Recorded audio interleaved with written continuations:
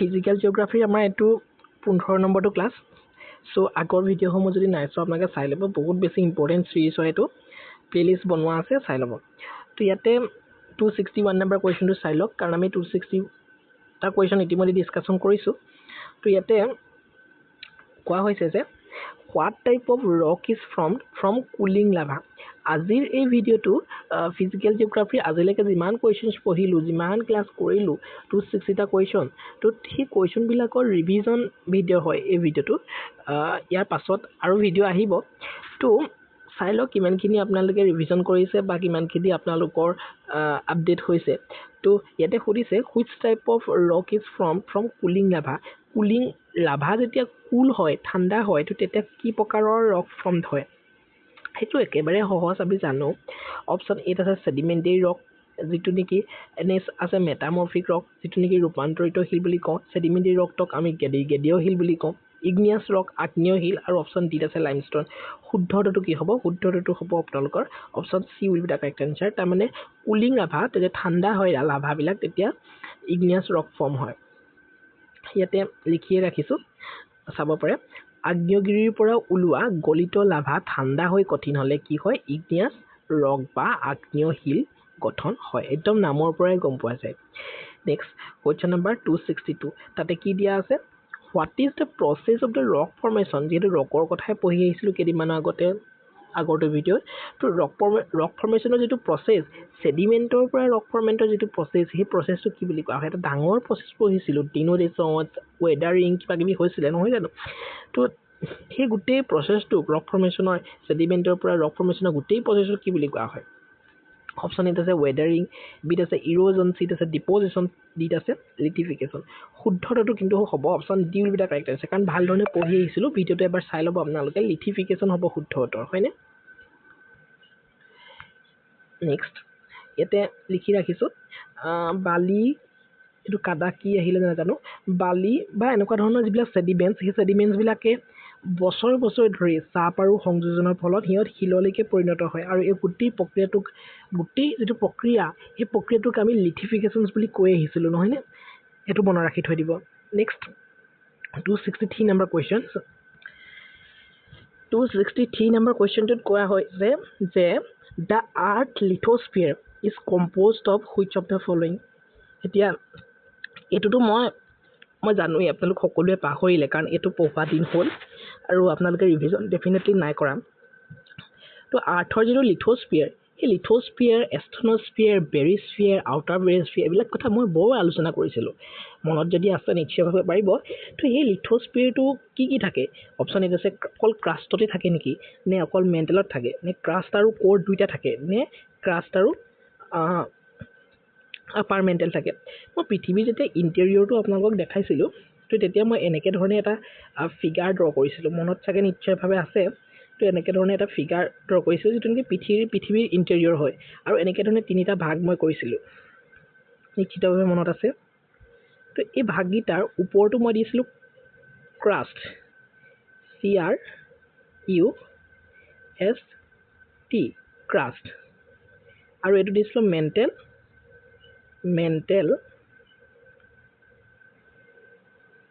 আৰু এটো দিছিলো কোৰ এতিয়া এই বস্তুটো মই ফিগাৰ এটা ইতিমধ্যে লৈ আহিছো আপোনালোকৰ কাৰণে চাব পাৰে এটো আসলে শুদ্ধটো হ'ব ক্ৰাষ্ট আৰু মেন্টেল অপচন ডি টো হ'ব শুদ্ধ উত্তৰ এটা ক্ৰাষ্ট আৰু মেন্টেল লগ লাগি আসলে লিথোস্ফিয়াৰটো গঠন হয়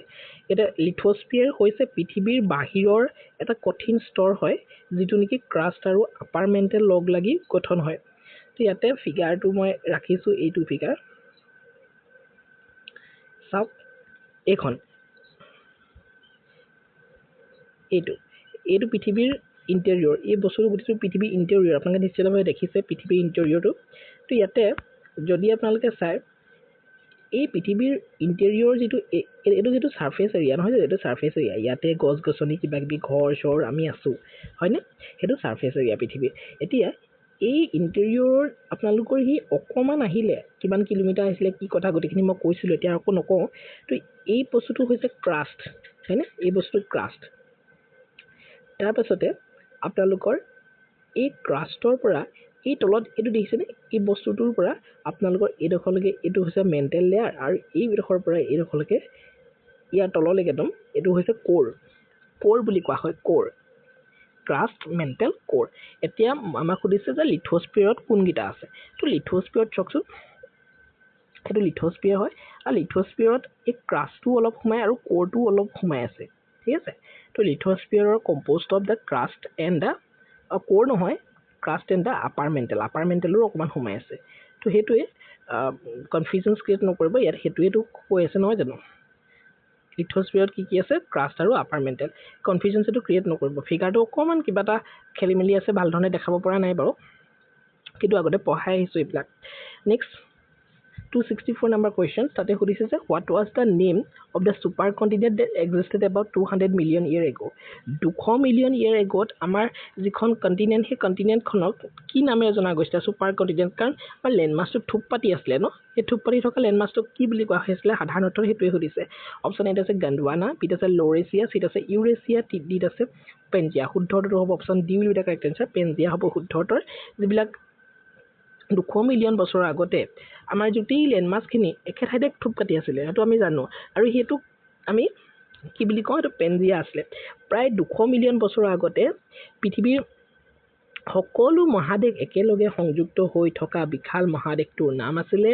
ছুপাৰ কণ্টিনেণ্টটোৰ নাম আছিলে পেনজিয়া নেক্সট 265 number questions সেইটো কি দিয়া আছে চক which rock type is formed by the accumulations and compactions of sediment sedimentor কথা আহি গলে কি rock type হ'ব এটো আপোনালোকে আকৌ মই কবলগীয়া নাথাকে একদিনতে পঢ়াই আহিছো হেতু কি হ'ব sedimentary rock নামৰ পৰাই ওলাই থাকে sedimentary rock বা গেডিঅ হিল এইটো বালি জীৱাশ্ম আদি sediments বিলাক জমা হৈ আৰু সংকোচিত হৈ sedimentary rock গঠন কৰে হেতু মনত ৰাখি থৈ দিব নেক্সট আহি গল 266 number question তাতে সুধিছে যে which layer of the earth lies directly below the crust to crust or directly below কি আছে মেন্টেল আছে এতিয়া এট মেন্টেল বুলি নাই এট লোৱাৰ মেন্টেল আপাৰ মেন্টেল দুইটা আছে গতিকে কি থাকিব আপাৰ মেন্টেল থাকিব অপচন ডি টো হ'ব শুদ্ধ উত্তৰ ঠিক আছে ভূত্বকৰ ঠিক তলতে আপাৰ মেন্টেলটো আছে ঠিক আছে নেক্সট 267 number question টো কি দিয়া আছে মন কৰক which of the following is an example of the igneous rock or example মই কিমান আপোনালোকৰ সৈতে আলোচনা কৰিছো গ্ৰেনাইট হয় বেসাল্ট হয় আলোচনা কৰিছিলো নাই ইয়াতে কিন্তু গ্ৰেনাইটটোৱে আছে option C will be the correct answer হ'ব গ্ৰেনাইট হৈছে এটা ইন্ট্ৰুচিভ igneous ৰকৰ এটা উদাহৰণ যি মাটিৰ তলত মেঘ বা ঠাণ্ডা হৈ গঠন হয় এটা ইন্ট্ৰুচিভ igneous ৰক হয় নেক্সট আহি গল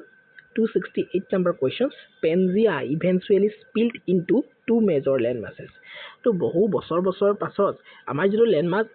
একেডখতে গোট খাই আছিলে হেতুক আমি সুপাৰ কন্টিনেন্ট বা পেনজিয়া বুলি কৈছিল আৰু সেই পেনজিয়াখিনি বহু বছৰ পাছত বিভিন্ন ধৰণৰ প্ৰাকৃতিক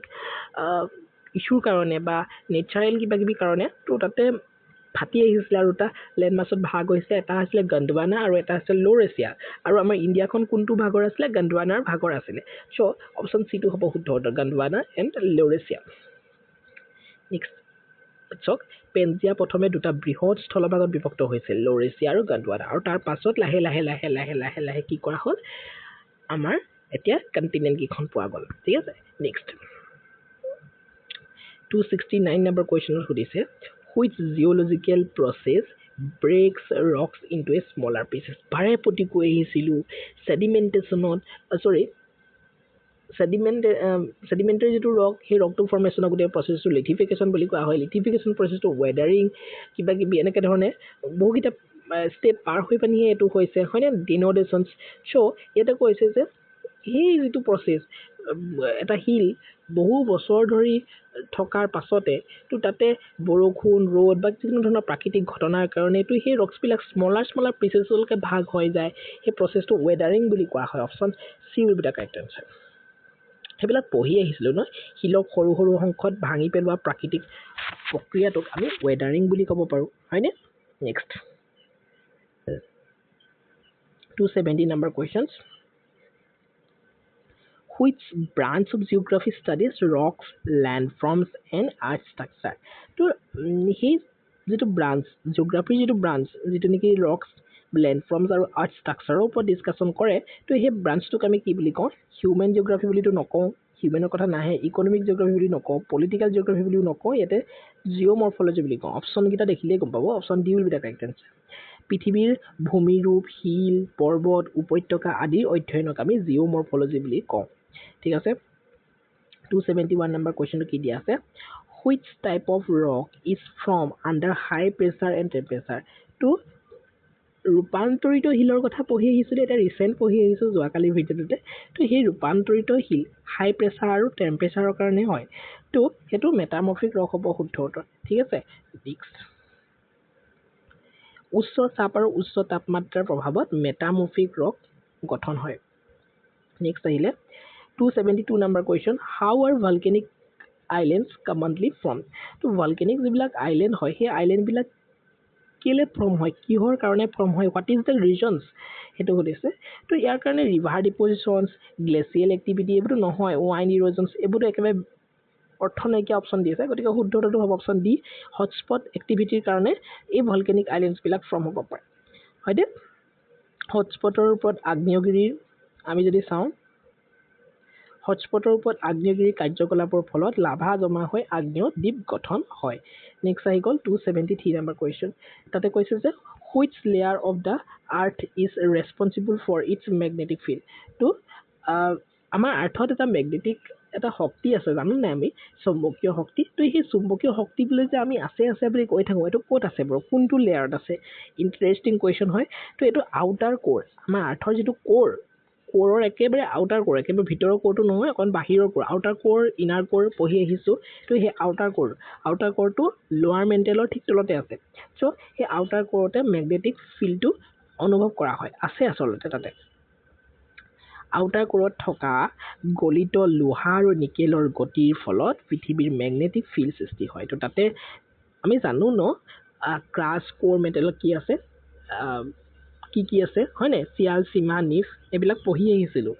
নেক্সট 274 নম্বৰ কুৱেশ্যনটোত আছে which type of plate boundary is associated with creation of the new oceanic crust? তো নিউ অচনিক ক্ৰাষ্ট গঠন কৰিবৰ কাৰণে কোনটো টাইপ অফ প্লেট বাউণ্ডাৰী কথা কোৱা হৈছে? তো এইটো ডাইভাৰ্জেণ্ট হ'ব, কাৰণ ডাইভাৰ্জেণ্ট হ'লে দুখন প্লেট কি হয়, এনেকৈ যদি ধৰণৰ যদি দুখন প্লেট আছে, দুইখন বিপৰীত দিশত গুচি যায়। তো বিপৰীত দিশত গুচি যোৱাৰ লগে লগে মাজত অচিনিক এটা নিউ অচিনিক ক্ৰাষ্ট জন্ম হয়। ঠিক আছে, গঠন হয় একচুৱেলি। ডাইভাৰ্জেণ্ট বাউণ্ডাৰীত দুটা প্লেট আঁতৰি যোৱাৰ ফলত নতুন অচিনিক ক্ৰাষ্ট গঠন হয়, যিটো মই কৈ আহিছোঁ। Next 275 number question, what is the primary causes of the volcanic eruption? Volcanic ইৰাপশ্যনৰ প্ৰাইমেৰী কজটো কি হয়? সোলাৰ ৰেডিয়েশ্যনটো নহয়, অচিনিক কাৰেণ্টছ নহয়, ৱাইন একশ্যনছ নহয়। শুদ্ধটো হ'ব টেকটনিক প্লেট মুভমেণ্ট। এইটো জানো ন আমি, ভলকেনিক ইৰাপশ্যনছ কিহৰ কাৰণে হয়? টেকটনিক প্লেট মুভমেণ্টৰ কাৰণে হয়। নেক্সট, টেকটনিক প্লেটৰ গতিৰ ফলত মেগমা ওপৰলৈ উঠি আহি আগ্নেয়গিৰিৰ উদগীৰণ ঘটায়। নেক্সট আহি গ'ল 276 number question, what is the term for the slow' movement of continents over time? তো slow' movement of continents over time, তো আমাৰ পৃথিৱীৰ যিবিলাক লেণ্ডমাছ, তো এইবিলাক কিছুমান প্লেটৰ অন্তৰ্ভুক্ত, আৰু এইবিলাকে গতি কৰি থাকে, সেইটো আপোনালোকে জানেনে? শ্ল' মুভমেণ্ট, তো সেইটো কি বুলি কোৱা হয়? সেইটো কোৱা হয় কণ্টিনেণ্টেল ড্ৰিফ্ট। আৰু এইটো এটা থিয়ৰী আছিলে, যদি পঢ়িছে জানে।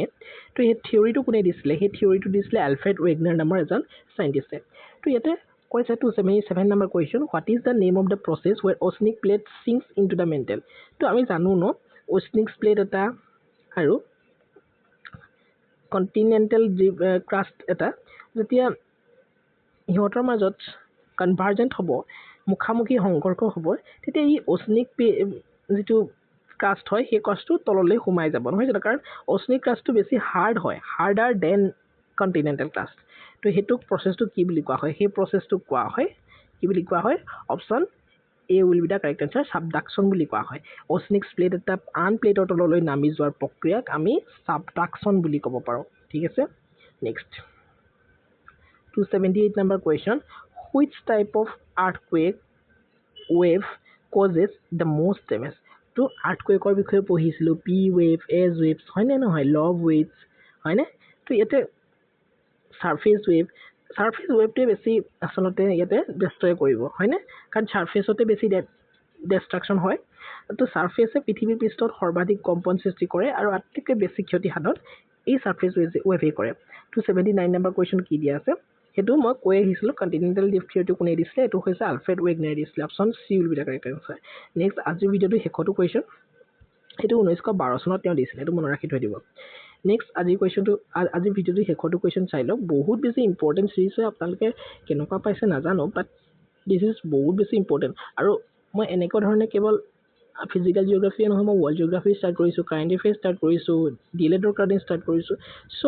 আপোনালোক জড়িত হৈ থাকিব আৰু কমেণ্ট কৰিব আৰু নিজৰ ফেমিলি ফ্ৰেণ্ডছৰ সৈতে এটলিষ্ট ভিডিঅ'সমূহ শ্বেয়াৰ কৰিব ঠিক আছে তো ইয়াতে 80 number question 280 at which split boundary does subduction commonly occur তো subduction commonly ক'ত occur হয় অপশ্যন এত আছে divergent boundary বিত আছে transform boundary চিত আছে convergent boundary আৰু ডিত আছে rift valley আৰু rift boundary মই অলপ আগতে কৈ আহিছোঁ চাগে convergent boundary কি হয় subductionsটো occur হয় মই দেখাই দিছিলোঁ অকমান আঁকি মেলি তো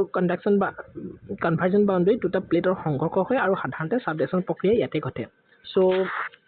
ইমানেই আছিলে আজিৰ ভিডিঅ'টো নেক্সট ভিডিঅ'টোত ইয়াৰ পৰৱৰ্তী